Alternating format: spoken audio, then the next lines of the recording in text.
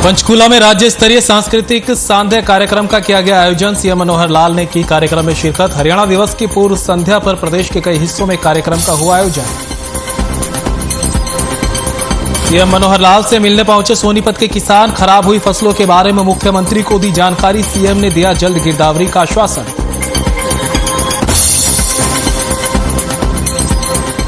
कृषि मंत्री जेपी दलाल का कांग्रेस पर वार। कहा, उपचुनाव को लेकर गलतफहमी में है कांग्रेस। बीजेपी जनता को मालिक समझकर करती है काम।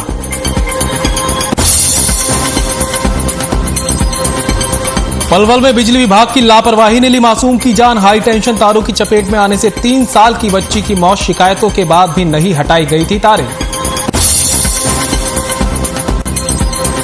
हरियाणा में दिवाली के लिए सरकार ने जारी की गाइडलाइंस। एनसीआर के 14 जिलों में पटाखों की बिक्री और फोड़ने पर लगाया बैन।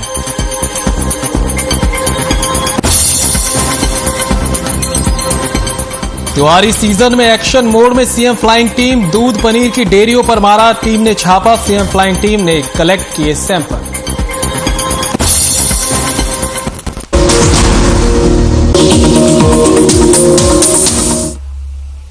नमस्कार, आप देख रहे हैं हर खबर हरियाणा। मैं हूं आपके साथ संदीप निरंजन सरकार। पंचकूला में हरियाणा दिवस की पूर्व संध्या के मौके पर कार्यक्रम का आयोजन किया गया।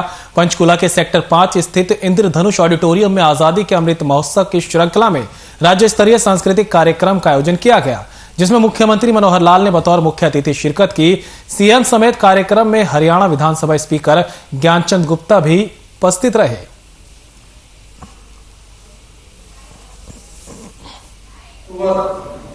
2014 को बनी थी और फिर दूसरा सत्र दीपावली के दिन 27 अक्टूबर 2019 को हमने संभाला था।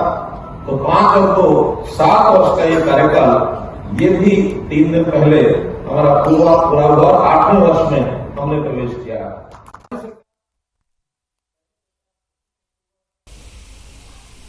और सोनीपत के किसानों ने चंडीगढ़ में मुख्यमंत्री मनोहर लाल से मुलाकात की और खराब हुई फसलों के बारे में सीएम को जानकारी दी। किसानों ने सीएम को गांव आकर जायजा लेने का न्योता दिया। सीएम ने भी किसानों का न्योता स्वीकार करते हुए जल्द गांव में दौरा कर खराब फसलों का जायजा लेने का भरोसा दिलाया। सीएम ने मौके पर ही कुछ समस्याओं का समाधान निकाला तो कुछ समस्याओं के जल्द समाधान का आश्वासन भी दिया। सीएम ने साथ ही ड्रेनों की सफाई के आदेश दिए।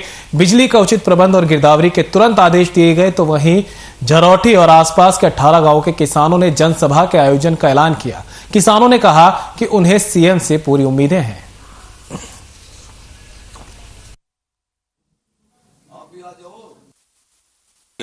ऐसा है सर, हमारे गांव में और आसपास के गांव में 24 तारीख को बहुत भारी बर्फबारी हुई है, जिसके कारण हमारी फसल बिल्कुल चौपट होगी और हमारे पास दाना भी नहीं बचा।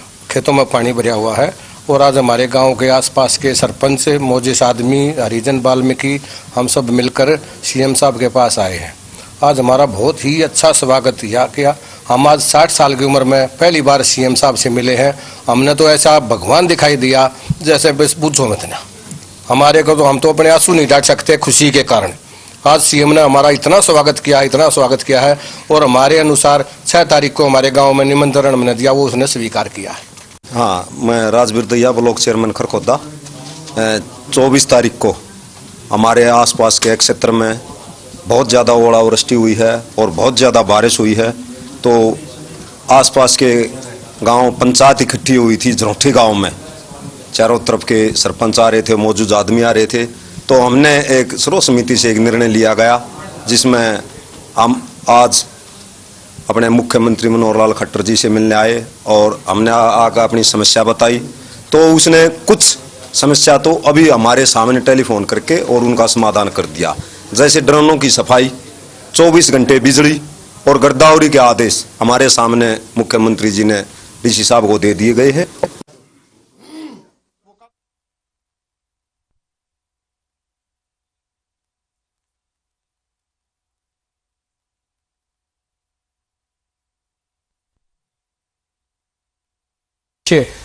जो परेशानियों थी उनकी मौके पर ही निदान किया, तो कुछ परेशानियों का आश्वासन दिया है कि उनका जल्द निदान कर दिया जाएगा। साथ ही सीएम ने कहा कि ड्रेनों की सफाई करवाई जाएगी। बिजली की जो व्यवस्था है उसकी कमी से किसानों को दो चार नहीं होना पड़ेगा। जिसके बाद मुलाकात के बाद किसान बाहर आए और उन्होंने ये बताया कि वो पूरी तरह से बातचीत से संतुष्ट नजर आया। ऐसा पहली बार हुआ जब उन्होंने सीधे किसी मुख्यमंत्री से बात की और अपनी समस्याओं को उनके सामने रखा और सीएम ने त्वरित कार्रवाई करते हुए परेशानियों का हल निकाला।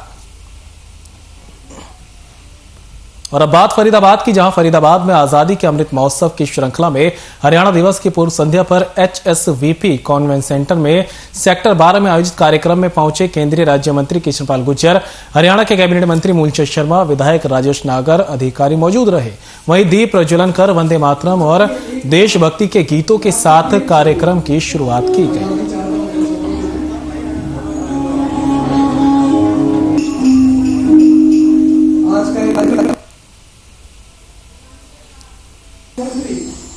भारत सरकार को एकता और अखंडता के लिए हमेशा अपना जीवन समर्पित किया और तो वह हजारों लोगों को भारतीय एकता, राष्ट्रीय प्रेम से। और हरियाणा के कृषि मंत्री जेपी दलाल अपने आवास पर जनता दरबार लगाकर लोगों की समस्याएं सुन रहे थे। लोगों ने अपनी समस्याओं को उनके सामने रखा। जेपी दलाल ने कई समस्याओं का मौके पर ही निपटारा किया तो कई समस्याओं को सुलझाने के आदेश अधिकारियों को दिए। इस दौरान कृषि मंत्री ने कांग्रेस पर निशाना साधते हुए कहा कि कांग्रेस गलतफहमी ना पाले कि लोग बीजेपी से नाराज होकर उन्हें वोट देंगे। उन्होंने कहा कि बीजेपी ऐसा कोई काम नहीं करेगी कि लोगों को डूबते जहाज यानी कांग्रेस की तरफ देखना पड़े। साथ ही कहा कि हरियाणा का किसान जागरूक है, जिसने सरकार के पराली प्रबंधों का फायदा उठाया और पराली जलाना बंद किया। कृषि मंत्री ने धनाना गांव में बार बार टूट रही माइनर पर सिंचाई विभाग के अधिकारियों को फटकार भी लगाई। साथ ही एक सप्ताह में धान की फसल में खड़े हुए पानी को निकालने के सख्त निर्देश दिए और कहा कि सिंचाई विभाग के किसी अधिकारी या कर्मचारी की लापरवाही से किसान का नुकसान हुआ होगा तो उसकी भरपाई अधिकारी ही करेंगे।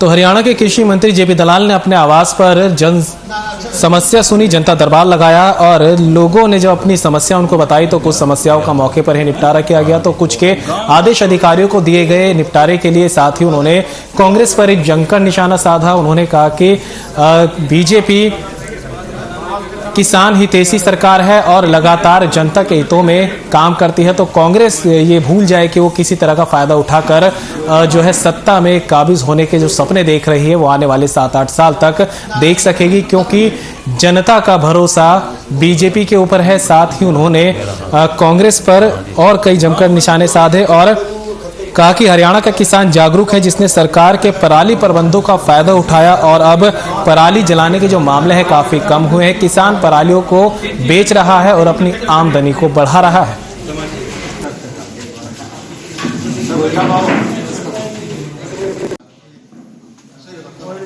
हरियाणा सरकार ने पराली प्रबंधन के लिए बहुत सारी योजनाएं बनाई है।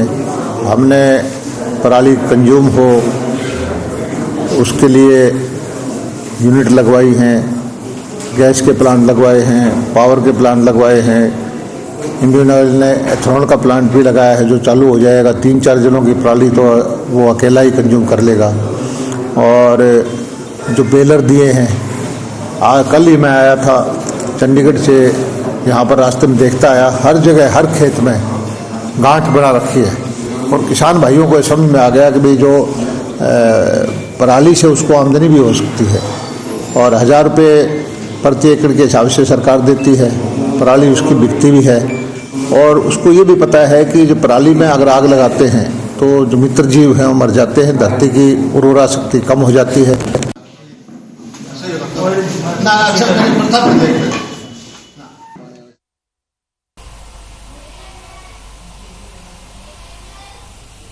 और अब बात करते हैं धर्मनगरी कुरुक्षेत्र की, जहां कुरुक्षेत्र के पिहोवा के गांव टीकरी में सरदार वल्लभ भाई पटेल की जयंती एवं राष्ट्रीय एकता दिवस के अवसर पर हरियाणा के खेल एवं युवा मामलों के मंत्री सरदार संदीप सिंह की तरफ से हलके के जरूरतमंद परिवारों को आर्थिक सहायता राशि के चेक वितरित किए गए। इस अवसर पर गांव टीकरी में आयोजित कार्यक्रम में खेल मंत्री संदीप सिंह ने इन चेकों को पात्र लोगों तक पहुंचाया। खेल मंत्री ने कहा कि उनके पास जिन बुजुर्ग, दिव्यांग, बीमार और आर्थिक रूप से कमजोर परिवारों की तरफ से सहायता के लिए प्रार्थना पत्र आया था, उन्हें दिवाली से पहले सहायता राशि के चेक दिए गए ताकि त्योहारों के इस सीजन में इस पैसे से इनके परिवार में थोड़ी खुशी आ सके। उन्होंने अपने स्वैच्छिक कोष से ये राशि इन लोगों तक पहुंचाई। खेल मंत्री ने कहा कि उनका प्रयास है कि पैसे के अभाव में किसी बुजुर्ग, दिव्यांग या बीमार व्यक्ति को परेशानी ना हो। खेल मंत्री के इस प्रयास की खूब सराहना की जा रही है।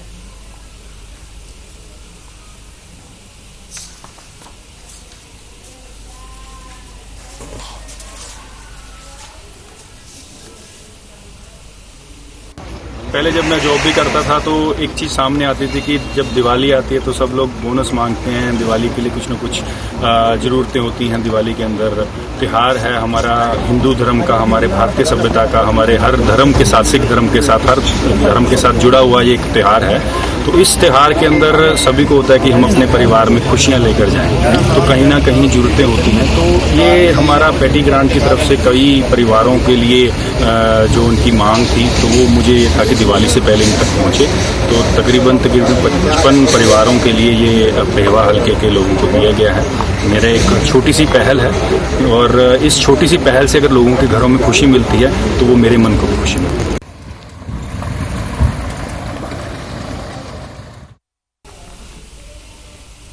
और उधर झज्जर में कांग्रेस जिला मुख्यालय पर बादली के विधायक कुलदीप वस्त ने कार्यकर्ता सम्मेलन का आयोजन किया, जिसमें राज्यसभा सांसद दीपेंद्र हुड्डा भी पहुंचे। इस दौरान दीपेंद्र हुड्डा ने सरकार पर आरोप लगाते हुए कहा कि सरकार की गलत नीतियों की वजह से ही प्रदेश की मंडियों में किसानों की फसल पिट रही है। साथ ही दीपेंद्र हुड्डा ने दुष्यंत चौटाला पर भी निशाना साधते हुए कहा कि दुष्यंत ने कहा था कि किसानों को एमएसपी नहीं मिली तो वे त्यागपत्र दे देंगे। अब जब किसानों को एमएसपी नहीं मिली है तो उन्हें त्यागपत्र जल्द से जल्द दे देना चाहिए।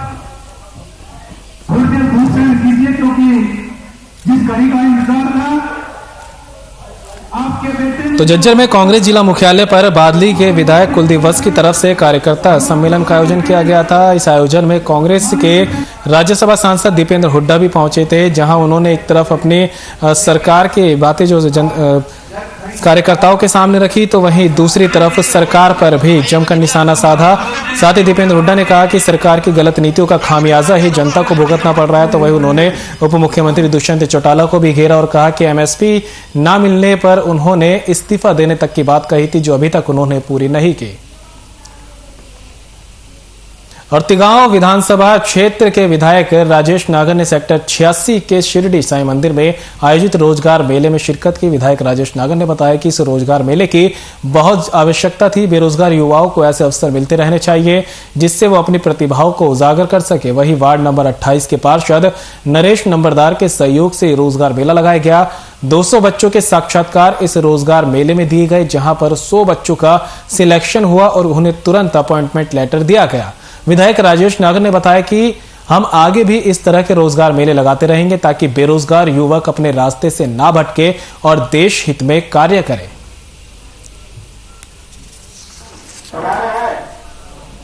राजेश नागर जी, अपने वक्तव्य से आपको मैं आप सब लोगों से आज हमारे यहाँ के जो पार्षद है नरेश नंबरदार, उन्होंने एक रोजगार मेला लगाया है और यहाँ पर 200 से ज़्यादा लोगों के, बच्चों के, युवाओं के इंटरव्यू हुए और करीब 100 से ज़्यादा बच्चों का उसमें सिलेक्शन हो गया है और उनको रोजगार यहाँ से मिलेगा। अच्छा, कितने लोगों का जो सिलेक्शन हुआ है उसमें कितनी कंपनियां आई थी? 15 से 20 कंपनी करीब आई है यहाँ पर, जिसमें MNCs भी हैं कई, और उनकी पे स्केल भी 18,000 के करीब है, जो हमारी हरियाणा से ज़्यादा पे स्केल वो दे रहे हैं।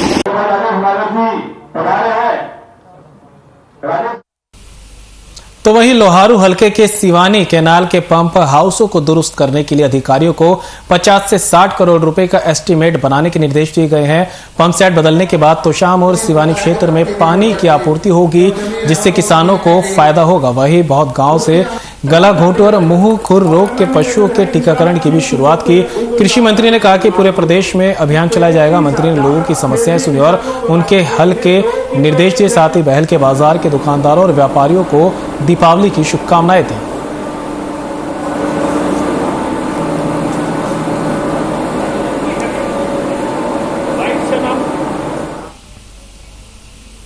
तो उधर ऐलनाबाद उपचुनाव शांतिपूर्वक तरीके से पूरे हो चुके हैं। मतगणना की तैयारियां जो है शुरू कर दी गई है। मतगणना बरनाला रोड स्थित चौधरी देवीलाल विश्वविद्यालय के लॉ भवन में होगी। यहां ईवीएम और वीवीपैट मशीनों को 3 लेयर सुरक्षा में रखा गया है। स्ट्रांग रूम सील कर दिया गया है। पहली पंक्ति में पैरामिलिट्री फोर्स, दूसरी पंक्ति में एचएपी और तीसरी पंक्ति में हरियाणा पुलिस के जवान तैनात किए गए हैं। इसके साथ विश्वविद्यालय के मुख्य द्वारों पर भी फोर्स तैनात की गई। बीएसएफ की कंपनी को रिजर्व रखा गया है ताकि जरूरत पड़ने पर तैनाती की जा सके। मतगणना 2 नवंबर को सुबह 8 बजे से शुरू होगी। राजनीतिक पार्टियों के प्रतिनिधियों को 2 घंटे पहले मतगणना केंद्र में प्रवेश दिया जाएगा। मोबाइल बेल्ट, कॉपी पेन और दूसरे इलेक्ट्रॉनिक गैजेट मुख्य द्वार पर ही रख दिए जाएंगे। डीएसपी राजेश चेची ने जानकारी देते हुए बताया कि मतगणना को लेकर सुरक्षा के पुख्ता बंदोबस्त किए गए हैं। शांतिपूर्ण तरीके से मतगणना करवाने के लिए प्रशासन सतर्क है। मतगणना के समय केंद्र में पहुंचने वाले लोगों से उन्होंने सहयोग की अपील भी की है।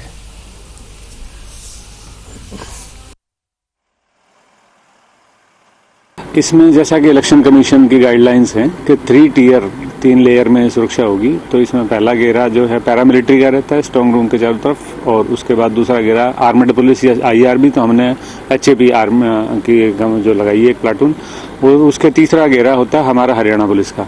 तो ये है। अब इसमें थोड़ा सा एक्स्ट्रा ये किया गया है कि गेट्स पे भी गार्ड लगाई गई है। तीनों जो गेट हैं जो हमारी यूनिवर्सिटी के, तीनों जगह गार्ड है, और एक पेट्रोलिंग के लिए राइडर और पीसीआर भी चारों तरफ छोड़ी गई। तो पुख्ता व्यवस्था की गई है। काउंटिंग में भी यही होगा जैसा हमेशा से सीडीएलयू में जब भी हम काउंटिंग करवाते हैं कि मेन गेट से ही आप मोबाइल फोन, आपकी व्हीकल, गाड़ी जो भी बाहर छोड़ना पड़ेगा, और जो ऑथराइज्ड एजेंट हैं जिनको जो भी पार्टी के इंडिपेंडेंट लोगों के जो इलेक्शन कमीशन की तरफ से या डिस्ट्रिक्ट इलेक्शन ऑफिसर की तरफ से जिनको पास अलाउड होंगे वही आएंगे। और अब बात पलवल जिले की करते हैं, जहां पलवल जिले के गांव भिडूकी में हाई टेंशन तारों की चपेट में आने से 3 साल की बच्ची की मौत हो गई। जबकि इलाज के दौरान बच्ची को जब अस्पताल में ले गया तो डॉक्टर ने उसे मृत घोषित कर दिया। घटना से गुस्साए ग्रामीणों ने हसनपुर होडल रोड पर बच्ची का शव सड़क पर रखकर जाम लगा दिया। जांच अधिकारी ने जानकारी देते हुए बताया कि गांव भिडूनी निवासी चंद्रवीर ने पुलिस को दी लिखित शिकायत में कहा कि उसके मकान के ऊपर से 11,000 हाई वोल्टेज लाइन गुजर रही है। लाइन को हटाने को लेकर कई बार बिजली निगम की शिकायत की गई, लेकिन कोई सुनवाई नहीं की गई। सुबह करीब 9 बजे उसकी 3 बच्ची छत पर खेल रही थी। खेलते समय बच्ची हाई टेंशन वोल्टेज लाइन की चपेट में आ गई।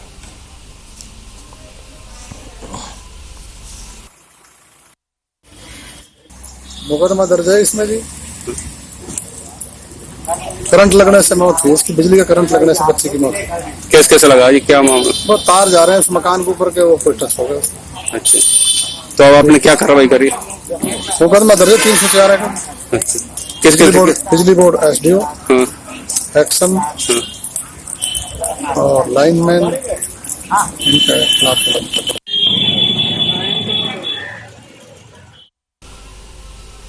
और दिवाली के त्योहार पर नकली मिठाइयों पर रोक लगाने के मकसद से खाद्य एवं सुरक्षा विभाग की टीम ने रविवार को पुन्हाना में चल रही दूध पनीर की डेयरी पर सीएम फ्लाइंग के नेतृत्व में छापेमारी की। इस दौरान सीएम फ्लाइंग की टीम ने छापेमारी कर दूध, क्रीम और पनीर के सैंपल इकट्ठा किए, जिससे शहर में चल रही दर्जनों डेयरियों में हड़कंप मच गया और डेयरी संचालक अपनी अपनी डेयरियों को बंद करके भाग निकले। वहीं जिला फूड सेफ्टी अधिकारी श्यामलाल ने बताया कि विभाग को बार बार शिकायत मिल रही थी कि पुन्हाना में स्थित डेयरियों पर पाउडर का प्रयोग कर पनीर और दूध बनाया जाता है।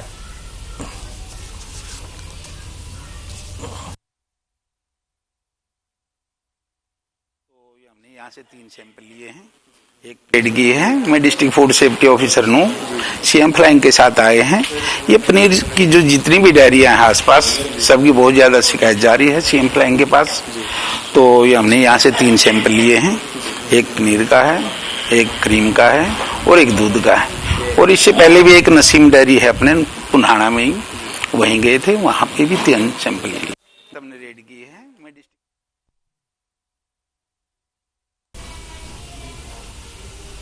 उधर सोनीपत के मुरतल थाना से महज 500 मीटर की दूरी पर पेट्रोल पंप पर ठगी का मामला सामने आया है, जहां कार में सवार 2 बदमाश पेट्रोल पंप पहुंचे और 14,500 रुपए का डीजल डलवाकर रफू चक्कर हो गए।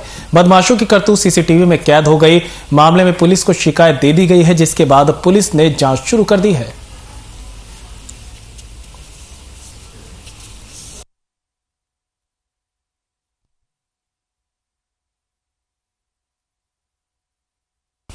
और अब बात पंचकूला की, जहां जिले के कालका के साथ लगते गांव टीपरा में कुछ बदमाशों ने एक युवक को बुरी तरह से पीटकर घायल कर दिया। बदमाशों ने युवक पर बेसबॉल के बैट और लोहे की रॉड से हमला कर दिया। आरोपियों ने युवक को घायल कर उससे 1 लाख कैश और सोने की चैन छीनी और फरार हो गए। इतना ही नहीं, बदमाशों ने युवक की दोनों पैर भी तोड़ डाले। बताया जा रहा है कि 4 से 5 बदमाशों ने इस वारदात को अंजाम दिया और मौके से फरार हो गए। वहीं घायल युवक की पहचान सौरभ शर्मा के तौर पर हुई। आरोपियों द्वारा किए गए हमले में सौरभ की दोनों टांगों में फ्रैक्चर आया है, जिससे अस्पताल में भर्ती कराया गया, जहां उसका इलाज चल रहा है। वहीं पुलिस ने घायल के बयान पर दर्ज कर लिया है बयान और मामले की जांच शुरू कर दी है।